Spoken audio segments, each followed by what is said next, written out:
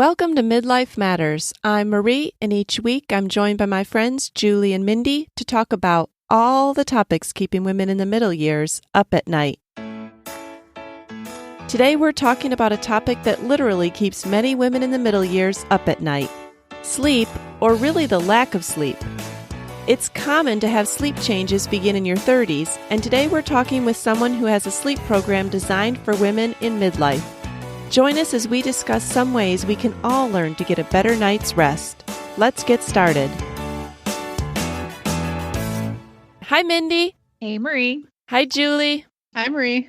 I am so excited because we're going to be talking about something today that all midlife women can probably use. We're talking about something that keeps everyone up at night, sleep, or the lack thereof. And so many women in midlife struggle with sleep, myself included. Like, I can fall asleep fine, but those dreaded wake-ups at 3 or 4 in the morning are when I struggle to get back to sleep. And Julie and Mindy, do you guys ever struggle with that? Or are you just the type of people that get that solid 8 hours, no problem? I'm kind of embarrassed to say this out loud, but I really don't have a problem with sleep. Or if I do, it's rare. I would say like maybe once a month. And my problem would be falling asleep initially. Like I never wake up in the middle of the night and can't get back to sleep. If I'm going to have a problem, I have trouble falling asleep. Okay. I personally do not struggle with sleep either. I don't know if it's just the mindset of when I had all the kids when they were little and I would finally get to bed and I would just I would joke that I would die every night and I would arise every morning. But I still feel like my house is active enough that I'm still in that stage, even though my youngest is 12. Yeah. Am I a lone wolf here then? I have a feeling that when we talk to our guest, I'm not going to be. Because listeners, if you're someone who also struggles with sleep, or you know someone who does, you're going to love our guest today.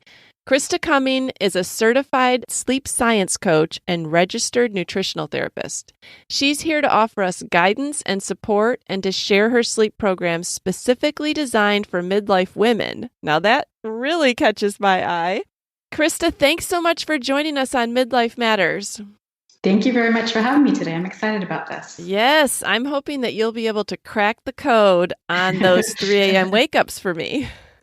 Well, hopefully I can help you because it's actually a very common problem. You're not alone at all. Yes. Right. And Mindy, while you and I don't suffer from this, I know my mom does. I have plenty. Yes. I talked with plenty of people every day that do. So I know it's going to be a relevant topic. Oh, I totally agree. I feel bad that we actually, we've outnumbered Marie there. Not to make Marie feel bad, but I know that it's not just a female problem also. Like I know actually my husband struggles with this. Mm-hmm. So I'm excited to talk about it because it does affect my house. Right.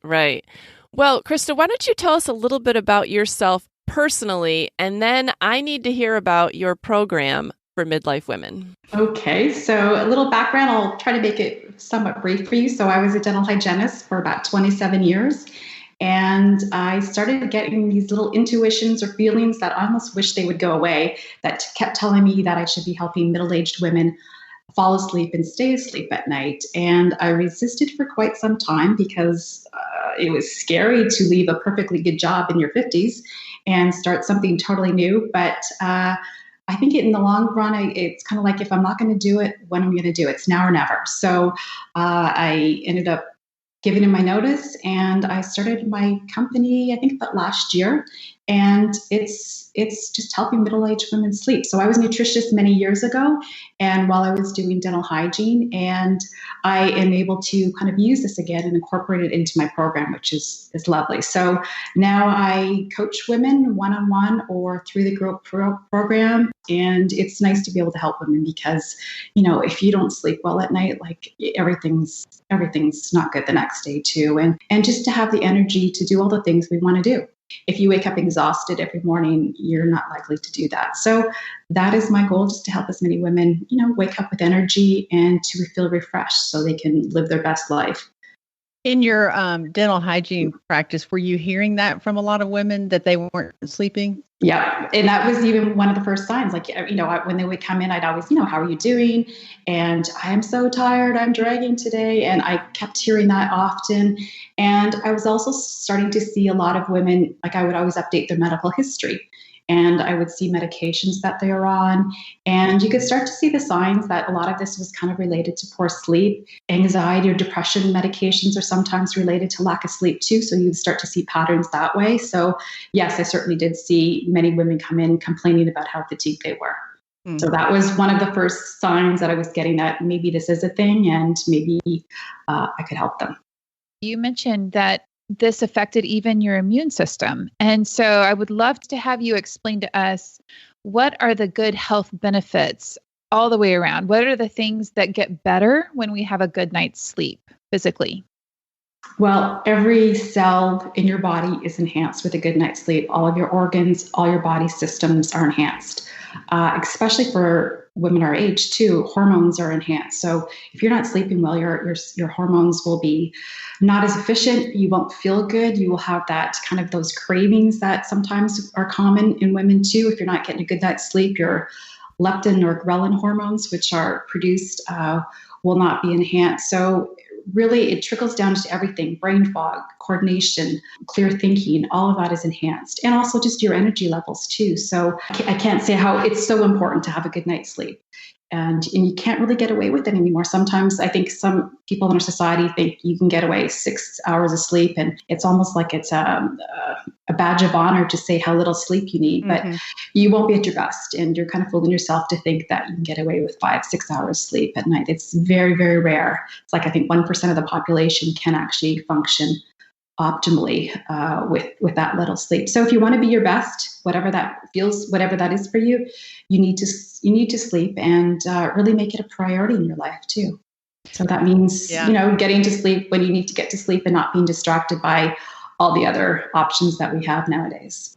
I think I've taken a good night's sleep for granted, because on the 1 or 2 nights I don't get it, I think, how do people live this way? Like, I'm so miserable the next day, and I get so frustrated and angry that I'm not sleeping, Right. So for that to be a consistent thing in my life, that would be, I'd want to get some help. And it's heartbreaking, some of these women that, when I hear their problems of how little sleep they get in, and my heart just breaks for them, because I think, oh my gosh, how are you functioning? You just know they're not at their best. And they want to be able to do things with their kids, with their grandkids, or a simple thing of, going to exercise in the morning.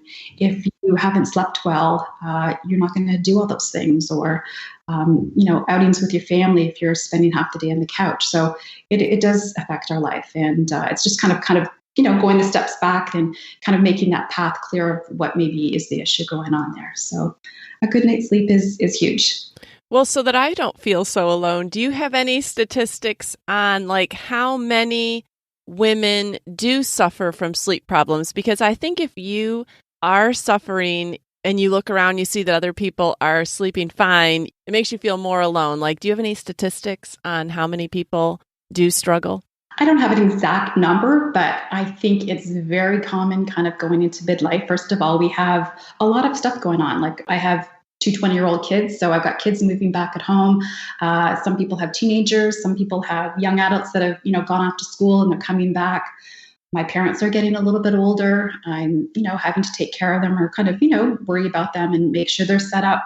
You still have life and a job and finances and everything that goes with that too, and just our society. So we have a lot of stress. So it's pretty common. It's almost like the perfect storm. This is when it all kind of comes to an apex. And if we haven't kind of carried out some of those self-stress reduction techniques, it kind of comes to a head in middle age, and which just causes a lot of these sleep problems. So it's quite common. Mm-hmm. Well, and maybe what we got away with before, we can't get away with anymore. Well, I'd love to know, how much sleep do we actually need? Ideally, you should have 7 to 9 hours is kind of what they say. Again, you can still be in bed, but you still want good quality sleep too. So you can be in bed, but if you're tossing and turning for 2 hours, that's not really restorative sleep too.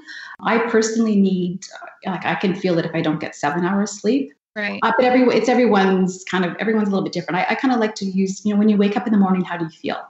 Do you feel good, or do you not feel good? And that's kind of a good indicator of how much sleep you need. So based on that, you can almost work your way back. So if you typically wake up, like my typical bedtime, it's maybe changed a little bit now because I've got more people at home, but I would aim to be in bed for 10, and I was usually waking up about 6. that's what I aim for. So you almost have to work backwards and figure out when you need to be in bed. And that's not like getting ready for bed. That means under the covers, lights out, ready to fall asleep. Because for a lot of people, you want to have that bedtime routine and winding down as well too. So you have to factor that in. Well, I'm interested in what you guys need, Julie and Mindy. Like, I know that you said, Krista, you need 7 hours of sleep. 7 to 8. Like, I don't feel well. If it's below 7, I'm not good. And my family can tell. All right. Yeah. What do you need, Mindy? I'd say between sometimes 8 to 10 hours. 10? Oh, wow. Okay. I don't know. I mean, there's some nights that, yes, I do need that. And I'm staying asleep solidly. So I think I've just always... Yeah. I mean, some sleep. people Maybe do I'm need a little, more. Mm-hmm. Yeah, maybe I'm just, I don't know. But it resets myself. Like I do feel completely refreshed. Yeah. Julie, how much do you need? Yeah, I'm like you, Mindy. I think I need a lot of sleep. It's usually 8 to 9. Something I was going to ask you though is it true? I've heard this said a lot that every hour before midnight is better than later. Because a lot of times I will go to bed after midnight, and I notice that even if I get 8 hours, I don't feel as great as if I'd gone to bed earlier. Do you put any stock in that?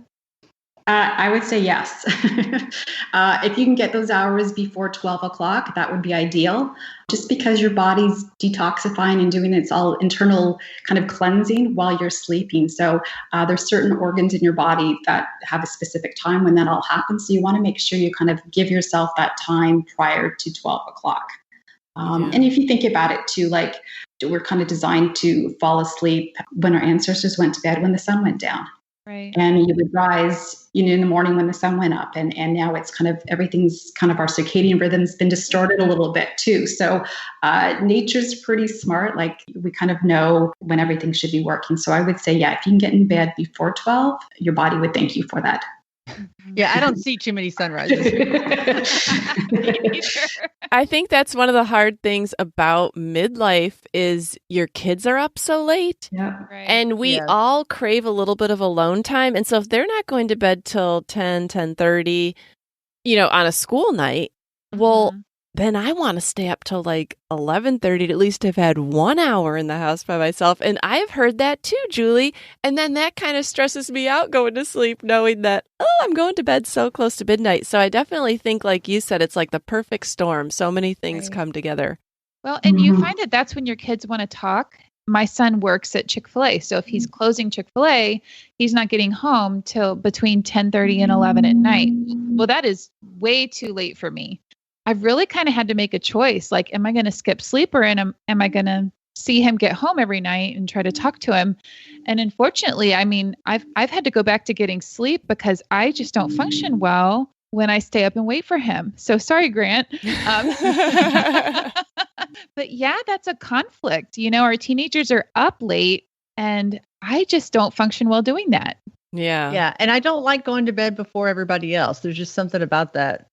I'm getting used to that, Julie. Like, I'm sorry. I'm like, see ya. Mom's going to bed. I just feel like I'm missing out on too much. Yeah. Oh, you have fear of missing out. And again, it's kind of sometimes even setting your body up for good sleep as well too. So making it a priority in your life. Or a lot of times too, a lot of women just kind of get used to feeling slightly sleep deprived. And it becomes their new norm and they don't even realize until maybe they go on a vacation and there's no schedule and they can fully relax where they realize, oh, you know what, I could use an extra hour or two sleep and I feel so much better. But we just kind of tend to fall into the same routine and get the same amount of hours. And it's just how we feel all the time and we don't really question it. I love that you are also a nutritionist because I happen to feel like food and also when you eat contributes to good or bad sleep. I would love to hear your thoughts on, are there certain foods that we should avoid? Are there certain times that we should avoid eating? Like, how do you go towards getting better sleep with our foods and choices? Well, the first thing you want to do is really getting your food earlier in the day. So I would recommend to clients to, once they have dinner, stop eating.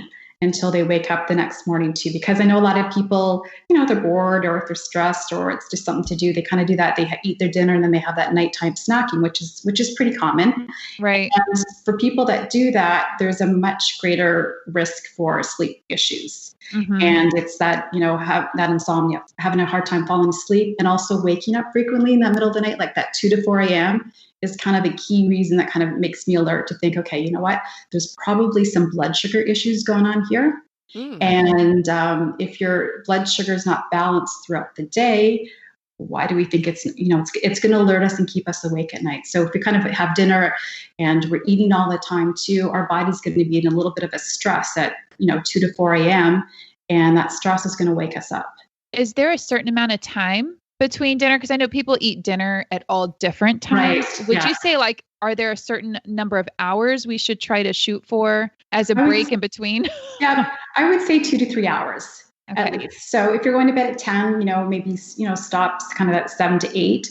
Again, when the weekends, maybe your schedule is going to change, and, you have to be flexible with that as well too. But finishing dinner and kind of being finished is a good thing for your body as well too. It gives your body time to kind of, process your food. It's not digesting it, because every time you eat something, your body's priority is going to be digesting that food and not sleeping. So you want to allow your body to have that kind of internal cleansing that it's supposed to do every night. And you can't give it that opportunity if your body's digesting food. So, try to maybe have some herbal tea if you're hungry in it. I mean, it takes a little bit of a process because our body's kind of used to that too. But if you kind of break that within a week, you should notice you might be sleeping better. And it really does help a lot. So it's not really just what we eat, it's when we eat as well too. And that's related to circadian rhythm as well too. So good foods to eat are cherries are actually a good thing, and that you've probably heard of tryptophan in turkey. Mm-hmm. That's helpful as well too. You just really want to avoid those sugary processed foods, which I think we all know, but it's going to do that up and down blood sugar roller coaster, and that's going to affect your sleep as well too. And sometimes we don't really kind of connect the dots how what we eat during the day is going to affect our sleep at night, but really to get a good night's sleep, it's starting first thing in the morning. And so that late night bowl of cereal is probably not good. It's not the best, no. Sorry. All the things we want to snack on. And I know I have found if I'm not snacking at night, I'm like, well, I better go to bed or I'm going to eat. I tell myself that a lot. I'm like, it's either go to sleep, which is what my body's asking for, right, or I start snacking to try to make myself stay up.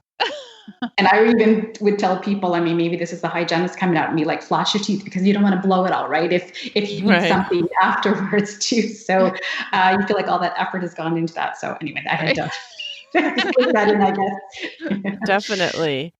Well, why don't you tell us about your Sleep Better Tonight method? Because I think listeners will be very interested. What are the specifics of that?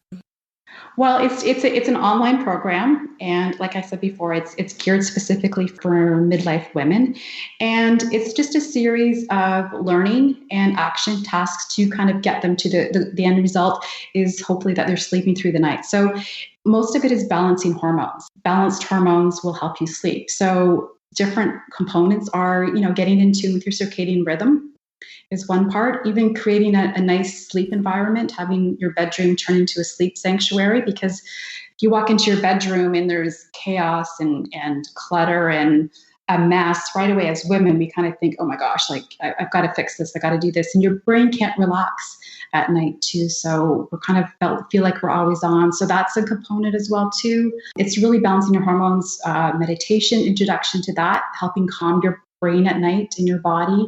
Movement as well is important. And you want to exercise, but for a lot of women at midlife too, you don't want to be exercising kind of in a crazy or way that's going to stress your body out more. We kind of want to keep our cortisol where it needs to be, high in the morning, low at night. So it's just being mindful of the correct type of exercise to allow sleep as well. And, maybe you don't want to be exercising in the evening as well too, trying to get it in during the day as well too. And really a big part of it, which I see difficult for a lot of women, is just making sure that you're getting lots of self-care, making yourself the priority in your life, because for a lot of us, we haven't done this prior before. And this is the point in your life when you need the greatest amount of self-care you've ever had, because that's really going to help with your sleep too. So that's kind of woven throughout the program as well, to really kind of balance our hormones and make us feel good. And that helps with your sleep as well too. So do you go on and log on like what your sleep has been like?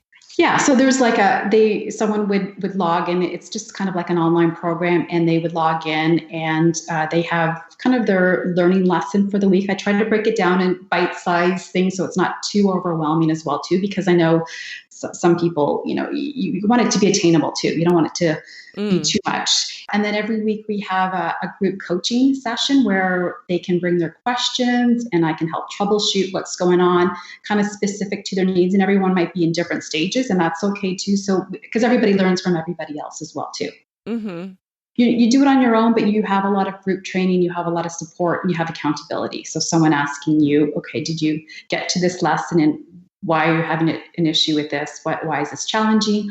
Or maybe you can share to the group, other things that have worked for them as well too. So, and I also have a free Facebook group too that a lot of people join just to get ideas as well too. That's a lot of, I think I've got like 400 people now that are in this Facebook group that I can give resources to. I do Facebook Lives weekly, and just to kind of support them and hopefully give them the tools to improve their sleep or to troubleshoot some areas that maybe they can do at home as well. What's your group called? It is called the I Just Want to Sleep community. Oh, perfect. It's straightforward. It's like, I love it. I just want to sleep, like nothing fancy. I remember thinking that, like, when my first child was born, that's when you realize if you have slept well before that, I realized, what a maniac I was without getting sleep. I thought this is cruel and inhumane treatment to not be able to sleep when you want to. I know. It does. I appreciate you talking about all the ways that it can affect you, because I felt like $1,000,000 when I started getting sleep again. I mean, it meant more to me. It's one of those foundational things that we need every day. Like, we need to eat good food. We need to drink water. Well, sleep is designed also as one of those just foundational things to function. And I had a exercise background in nutrition, but at the end of the day, you can be exercising daily and eating the cleanest diet in the world, but if you're not sleeping, all those other things don't matter, and you're not going to get results. I know a lot of women are maybe trying to lose weight if that's kind of something, but if you're not sleeping, you can have the best trainer in the world, and you kind of need that sleep to manifest all those other benefits that your body needs too. So I think it all comes down to that, because you can go days without food, you can live without exercise, but if you're not sleeping, you won't last long. So, Is your program a certain amount of time, or how is it designed? Is it per person? It's about a 3-month program. I see. Okay. Yeah. They would have 3 months of kind of from start to finish. Some people might take a week to do there's different modules.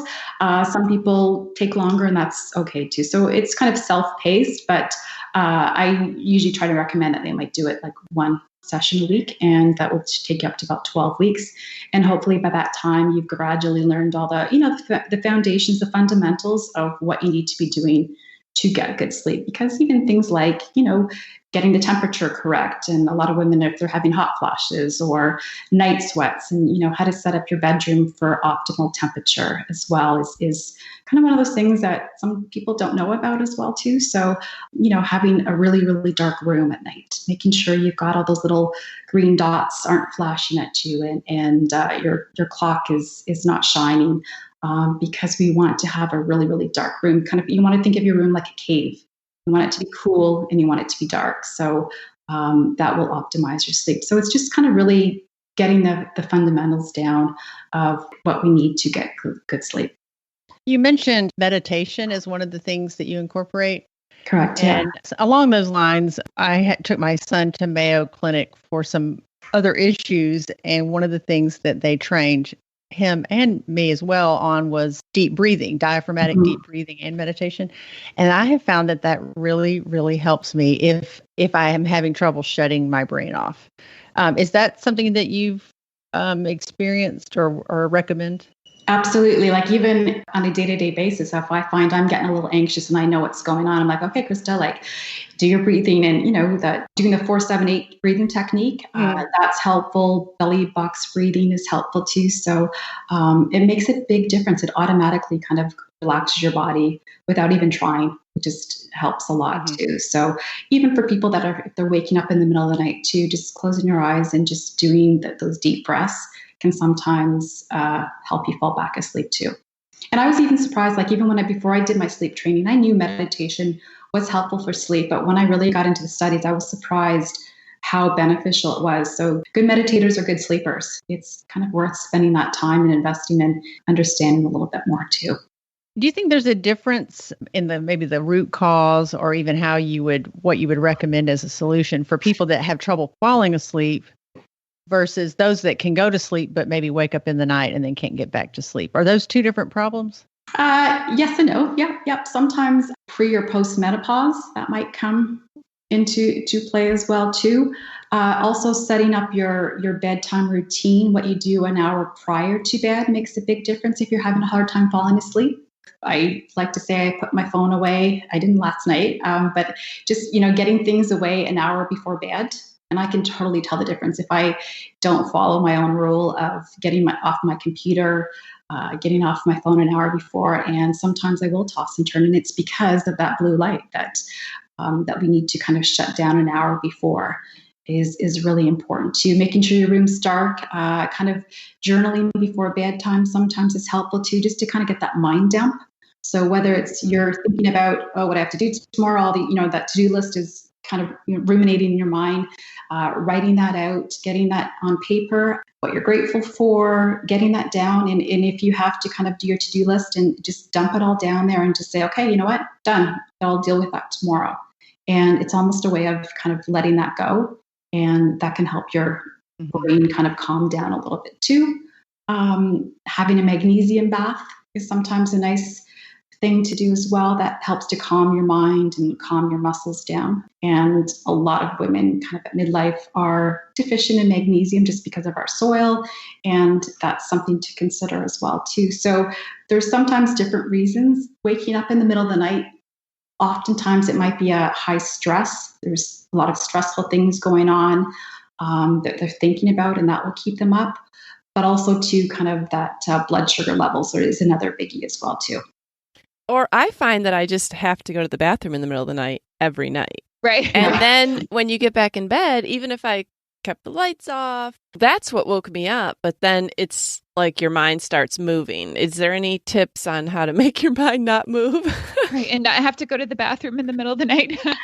Right. Well, I think just being cognizant of maybe watching your fluids, first of all. But a lot of people might think they're waking up to go to the bathroom, but oftentimes it's a little bit of that cortisol spike, adrenaline that will actually wake you up. And then you think you have to go to the bathroom as well too. Interesting. So it's making it take a step back. And maybe the reason is not to go to the bathroom, but when you're lying there, you think, oh, I might as well just go now, right? I have to go to the bathroom. But I would say just watch your fluids before bed, but also maybe consider that it might be a little bit of that cortisol adrenaline that's kind of waking you up, which might be related to blood sugar or, just stress. And sometimes just if there's a lot going on in our mind, it's almost like it forces you to deal with those things that we don't want to deal with during the day because we're so busy, we're distracted, and you're like, yeah, I'll deal with it later. Our body's wise. It kind of forces you to think about those things that we probably need to deal with that might be uncomfortable and might cause us some unease, but kind of dealing with some of that is something to consider as well too. So well, I'm curious, Krista, for those that do struggle with getting good sleep at night and staying asleep at night, do you recommend taking a nap during the day or after work? I know that a couple of family members of mine joke that if they sit in a chair and turn the news on, they fall asleep in the chair, and then they have, then they wake up late and try to go to bed, and then they can't sleep. And so I'm just curious your take on naps. Naps. I would say if you are sleeping fine, you don't have any major sleep issues, having a nap is lovely. I like to nap when I have the opportunity to, and I find I feel so much better after a 20-minute cat nap. I feel amazing versus kind of dragging all day if I don't. So I'm a big advocate of them. However, I'll preface this by saying if you're, not falling asleep at night and you're having a lot of sleep issues, they might not be the best. You might have kind of pushed that back a little bit, so you are a little bit more tired when you go to bed, because there's this hormone called adenosine, which is like the sleep pressure. So if you have that nap, it's almost like it kind of cuts it off. It won't allow you to fall asleep at night. So yes and no, based on where you're at. But I think having that little break, you look at a lot of countries around the world too, and they have their siestas. I think we're kind of designed to kind of have that little cat nap or that little break in the middle of the day just to recharge. So I'm a big proponent of naps, but yeah, under the right circumstances, I guess. Right. Who does love a nice nap? Yeah. What would you say to someone who's taking sleep medications and maybe wants to get off of those? It's a worthwhile thing to try to get off of them. There's a lot of harmful effects that we're seeing because of them. And again, just trying to get to the root cause of why you're not sleeping. It's almost like a bit of a Band-Aid solution if you need a temporary thing. But I think unfortunately sometimes we have some dependency with them and it's hard to get off them afterwards. And sometimes you have that rebound effect where your sleep will be even more difficult after the fact. So I would try not to use them and really kind of dig deep or figure out what the real root cause of why you're not sleeping is. That's what I would suggest. So if someone was going to do your program and they take sleep medication, what do you recommend for that then? I would certainly they need to talk to the doctor first before, I'm not advocating not discontinuing them by any means. They need to talk to the doctor, have a conversation about that, whether they want to kind of stop and if they want to kind of gradually make that transition. But that's their conversation with the doctor. I'm not going to say not take them, but I think if they aren't and they're kind of, using other over-the-counter medications kind of infrequently, a lot of women kind of want to get off those. And, there's long-term studies too. I think there's a higher incidence of cancer with some of those medications too. Alzheimer's is huge with women, and there's been studies that show a correlation of not sleeping well and having that being a risk factor as well too. So really just trying to kind of figure out what is going on and what's going to benefit your body the most too. So I know it's a touchy subject, and I don't want to say, everyone's got to make their own decision. And if they're in an acute situation, they need a little help. That's one thing, but I think long-term, they're not a great solution. I always joke, it seems like at this point in my life, I really just would like my own bedroom. When you're young, you can't imagine that sharing a bed and sharing a bedroom is really ever going to affect your sleep. But somebody else there, and if you're already a light sleeper, so like right now I sleep with earplugs, a sound machine. I tell my husband, don't roll over too many times. It's just, I need like perfection in the environment. And so what do you say for those women? There is not an extra bedroom in my house. You know what? Twin beds. There's a term for this now, which I wasn't even aware of. It's called a sleep divorce. Oh. And I didn't even know it was a thing until I got into this. And based on my situation recently, I've been sleeping on my own. We're all good. So my husband he was kind of commuting, and he ended up living in a kind of a little apartment more in the city, just because of work. His commute time was getting crazy. So we just kind of temporarily just kind of did this other opportunity. So he didn't sit 3 hours in traffic every day. So to make a long story short, I was sleeping by myself, and I've been sleeping really, really well since this has happened. And years ago, I would have been like, oh my gosh, that's a bit of a taboo subject. And I thought that would be horrible for your marriage. But now I think, if you both wake up well rested, it's probably great. So yeah, you know what? I have had both situations, and I probably do sleep better a little bit on my own now too, which it's just how it evolved. I didn't kind of plan on this happening. And, if the other person's rolling or snoring or waking up to go to the bathroom, the other one wakes up, and I don't know. So whatever works, but it's kind of a topic that probably people aren't talking about, but it is a thing. Yes. Hey, Marie, I thought I'm going to post on this. I was going to ask the same question, Marie. It was so funny you said that because I was thinking back when I went and visited the Biltmore in Asheville, North Carolina. And you go into their bedroom suites, and he had this one major bedroom suite, and she had her bedroom suite.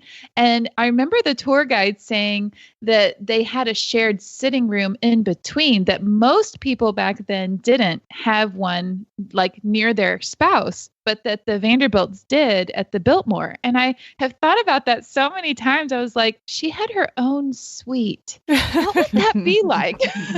Yeah. Yeah. I think we all have aunts and uncles or grandparents that we remember them sleeping in twin beds. And I just thought that is so bizarre. Like, why would you do that? But I think we all know people that that's the solution. Right. It wasn't something I considered. Yeah. My grandparents had separate bedrooms once their kids moved Mine out. too. And I think, if you're looking from the outside, a lot of people would say, well, there must be something wrong with the marriage, but probably a lot of it had to do with sleep. But the divorce rate has gone up since then. I think these people a long time ago had it going on. Maybe they knew something we didn't know. I don't know. Yeah. And I wonder if this is true too. Like, do you see that spouses are alike in this? Either like that spouses both don't sleep well or they both sleep well? Well, I think sometimes if one of them's waking the other one up, that's kind of common too. And then it's kind of this, self-fulfilling prophecy. They kind of both are awake too. So I think things do change though with age as well too. We might be a little bit lighter sleeper. And I think sometimes just with aging too, sleep is a little bit more disrupted as we get older. So we might be just at that point in our life where, not to say it's challenging, it can't be done, but it just maybe needs a bit more TLC and a bit more tweaking some things when need be. If we're not getting that sleep that we maybe did when we were in our 30s and 40s. So just be aware of that. Yeah. Well, what would you say to listeners if they're struggling and listening to this podcast and they're like, oh, just give me a place to start? Do you suggest just going to your website? I would suggest maybe looking for the Facebook community. That's probably the easiest way. You're welcome in. You just kind of sign up and I'll let you in. And then you can get probably different resources. There's videos there. I've got learning tools. And I think that's probably the best place to start. If they want more support or accountability, they could reach out to me. But I think that's probably where to begin. And it's easy. There's no fear like that. And you can just get a little bit of feeling, see if you would even want to work with me. And I think that there's just good resources. And again, it's kind of specific to women our age too. It's not as general, or I find some places too, it's a bit more generic. But I think we have special needs and special challenges that are going on at this time too. So I try to encompass that when I write anything, because if I'm going through it, I know there's probably 10,000 other women going through the same issues as well. I would start there. And also if they want to sleep better, just making that, it's almost like making it more of a priority in their life. Like, okay, I'm going to work at my sleep if I'm not sleeping well. And maybe it's tweaking one thing here and there, going to bed earlier or putting your phone away an hour before bed, turning down that temperature in the evening as well too. Just those simple things that getting outside in the morning, getting outside every day is really important. Getting that morning light. I always tell people you want to have that kind of retina, the sun hit your eyes, and that kind of, gets your hormones where they need to be too. So that's a simple, free, inexpensive way that we can kind of set ourselves up for good sleep. Don't think I'm in midlife and I'm never going to sleep again. You don't want to kind of have that narrative going on in your head. You can sleep in, and you can kind of live the life that you want to live too. But it's just kind of maybe making sleep a bigger priority, or being aware of those little things that you can do every day to hopefully help you in the right direction. Right. Well, Krista, tell people what your website is and the name of your Facebook group again, because I want to join that Facebook group today. It is. I don't have a website actually right now. I have an Instagram, and my Instagram handle, I guess is what they call it, is My Midlife Mentor. Okay. My Facebook page is the same, My Midlife Mentor, but the free Facebook group is called I Just Want to Sleep Community. Okay. And you find that in the Facebook groups. So it's pretty easy to find too. So And listeners, I'll put a link to all those in our show notes so that you'll be able to find Krista easily. Well, thank you so much for coming on and talking about this today. I'm always looking for some new clue on something I could be doing a little bit differently. So that's great. Yeah. You're very welcome. Yeah. This is helpful. Well, it's time to move into the section of our show that also gives a lot of helpful hints. I'm a fan. All right, Krista, and we always let our guests go first. Tell us something in your life that you are loving right now. I am loving. I'll be honest. I'm not a big TV watcher, and we cut our cable. I don't even know how many years ago, a long, long time ago. And I know Netflix and all these series are really popular, and a lot of people watch them. But I don't know. For my evenings, I was finding I was doing something else. But I have been told in the winter of a TV series that it was recommended to me a few times, and it's called The Marvelous Mrs. Maisel. Oh. And it's on Amazon Prime, and it is really good. For me to say that, I don't really recommend too many shows. And it was taken in the 1950s. It's humor. It's a drama as well too, but it's really entertaining. I just find now I want to be entertained. I don't want to be stressed when I'm watching a series and be all stressed out and anxious. I just want to relax and have a good time and watch this, and I'm really enjoying it. So I would recommend that program. Oh, awesome. I've seen that title. I'll have to check it out. Yeah. The fashion's great. It's entertaining. There's some music, and there's the woman's the lead, and kind of just her transformation of what she goes through. It takes place in, I think, in the late 50s in New York City. So it's kind of just neat to see all the sets as well too, and what they're wearing. And I kind of think back to when my parents were dating, right? Like, what was going on? Yeah, that's true. Yeah. So it's worth checking out. Yes, we will. Julie, what are you a fan of this week? This is a Trader Joe's sauce, and it's their Bolognaise style tomato meat pasta sauce. And I have bought sauces at the grocery store before that had meat in them, and I didn't like them. This is the best stuff I've ever had. Really? I will probably never cook ground beef again and add it to sauce. Oh. John really loves spaghetti. That's probably his favorite meal. So this was a hit. I can't even wait. I may try to make lasagna with it and not brown my own beef, and very flavorful. Yes, it was good. Okay. And say the title of that again one more time. Trader Joe's Bolognese style tomato meat pasta sauce. Awesome. That's great. I'll definitely check that out. Mindy, what are you a fan of this week?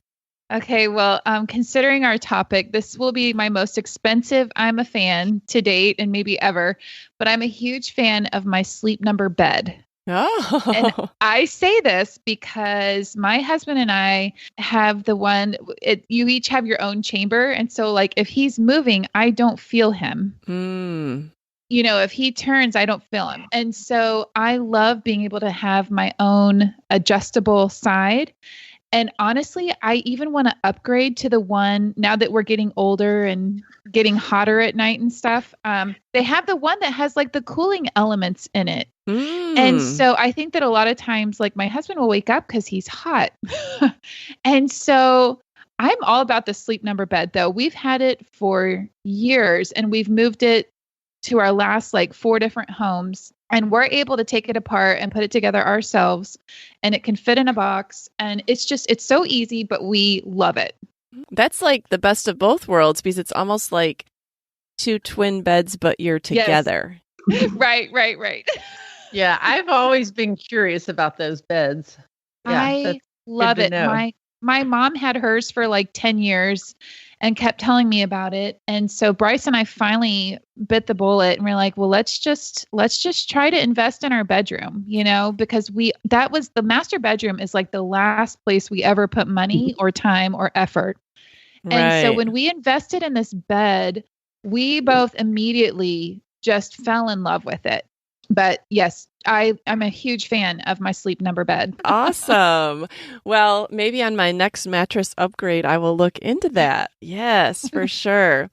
Well, I'm a fan this week of an audiobook, and I don't know if I would have liked the actual book as much as the audiobook, but I think just about everybody likes Tom Hanks, and he reads this book. And as soon as he started reading, I thought, I'm going to like this book. It's one of the ones that was recommended by Jenna on the Today Show. So it's one of her picks. So I was on the library wait list for it for probably a few months. So the title is The Dutch House. And I wasn't even really sure what it was about until I kind of got into it. But when I'm reading the Amazon description, it is a pretty good description. It says that it explores the bond between two siblings, the house of their childhood, and a past that will not let them go. And the Dutch house is a special house they grew up in, and it kind of just is the backdrop for their entire lives. I feel like it was a little bit like a saga where you see people from childhood until death. And so you really get a sense of their lives. And it was just very entertaining. And Tom Hanks reads it. He does a great job. The story was entertaining. So if you're looking for a good audiobook to just kind of escape and have something new to think about, I highly recommend The Dutch House. Sounds good. Yeah, it is good. His voice would be so soothing. Yeah, I think I would enjoy him reading it. Yeah, so he was great. And if you wake up in the middle of the night, maybe he can put you back to sleep. All right. Well, listeners, we will have links to all of our I'm a Fan recommendations and all of the links to find Krista in our show notes. If you want to receive your show notes in your inbox each week, just email us at midlifematterspodcast@gmail.com and put show notes in the subject line. Or you can always find them on our website at midlifematterspodcast.com. Come and follow us on Instagram at Midlife Matters Podcast. Come and follow Krista on Instagram at My Midlife Mentor. For those of you that would rather just call us, we'd love to hear from you. If you have any topic ideas or you just want to share your thoughts on today's episode, our number is 209-MIDLIFE. You can leave a message there and we'll listen to it and possibly play it on our next episode. Thank you so much for coming on, Krista. This was so fun. It's always great to get such practical information. Yes, absolutely. Oh, you're very welcome. It was good. I'm happy that we got together. Yes. All right. Well, we'll talk to you ladies next week. Take care. Bye-bye. All right. Bye. We're so happy you joined us today. If you'd like to get the show notes for today's episode, please email your name and address to midlifematterspodcast@gmail.com and write show notes in the subject line. Also, please tell a friend about the show and help them hit the free subscribe button on their favorite podcast app. Be sure to follow us on Instagram at Midlife Matters Podcast. That's where we post pictures and stories about all the things we talk about in each episode. Thanks for listening, and we'll see you next week.